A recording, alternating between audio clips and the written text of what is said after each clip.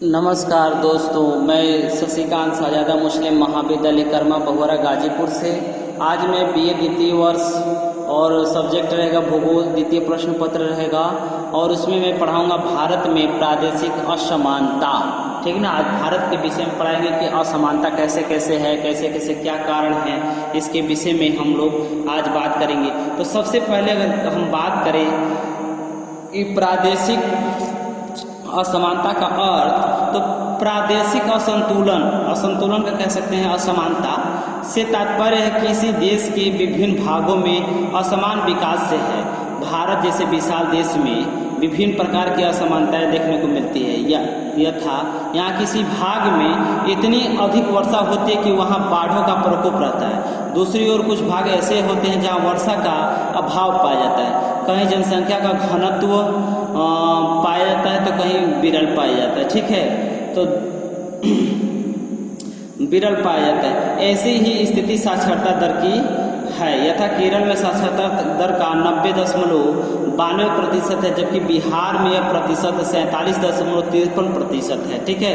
इसी भांति यह कृषि, खनिज, उद्योग, परिवहन, संचार, ग्रामीण, नगरीय जनसंख्या आदि में असमानताएं पाई जाती हैं। देश के किसी भाग में कृषि उन अवस्था में है जो कहीं इसकी स्थिति बहुत दयनीय है, कहीं खनिजों के विशाल भंडार हैं तो कहीं पूर्णतः अभाव है।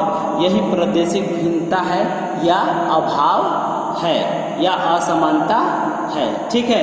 अब हम बात करें प्रादेशिक असमानता के कारण की, तो प्रादेशिक असमानता के अनेक कारण हैं जो देश की आर्थिक, सामाजिक एवं राजनीतिक एवं नीतियों पर निर्भर करते हैं। हमारे यहाँ तो प्रादेशिक असमानता निम्न कारण से है।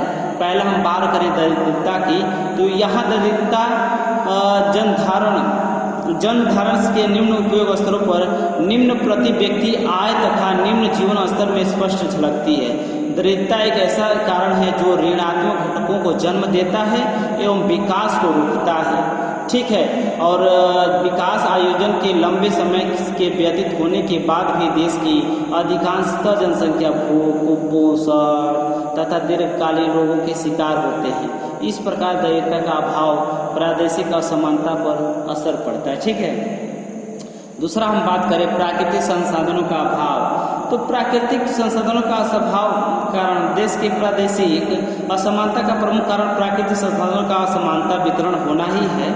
इसमें आय तथा धन की असमानता उत्पन्न होती है। खनिज, मिट्टी, जल आदि प्राकृतिक संसाधन विभिन्न क्षेत्रों में असमान रूप से वितरित होते हैं। इसमें इन क्षेत्रों में कृषि एवं उद्योग के विकास में विषमताएं उत्पन्न होती हैं। तीसरा हम बात करें जनसंख्या वृद्धि एवं घनत्व की, तो जनसंख्या में वृद्धि एवं घनत्व की असमानता का बहुत बड़ा कारण है। यहाँ योजना के प्रारंभ रूप अर्थात 1951 में जनसंख्या 36.1 करोड़ थी, जो और अब बढ़कर 21 में 102.87 करोड़ हो गई। जनसंख्या वृद्धि में दरिद्र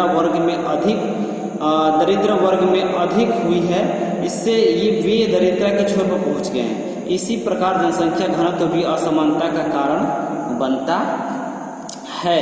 और आगे हम बात करें औद्योगिकरण का, तो निम्न औद्योगिकरण भी असमानता का कारण बनता है। ठीक ना, क्योंकि औद्योगिकरण से आय में वृद्धि होती है और देश के विकास की ओर अग्रसर होता है। हमारे देश में कुछ ही भाग में औद्योगिकरण तीव्र गति से हुआ है, जबकि अन्य भागों में औद्योगिकरण नहीं हुआ है।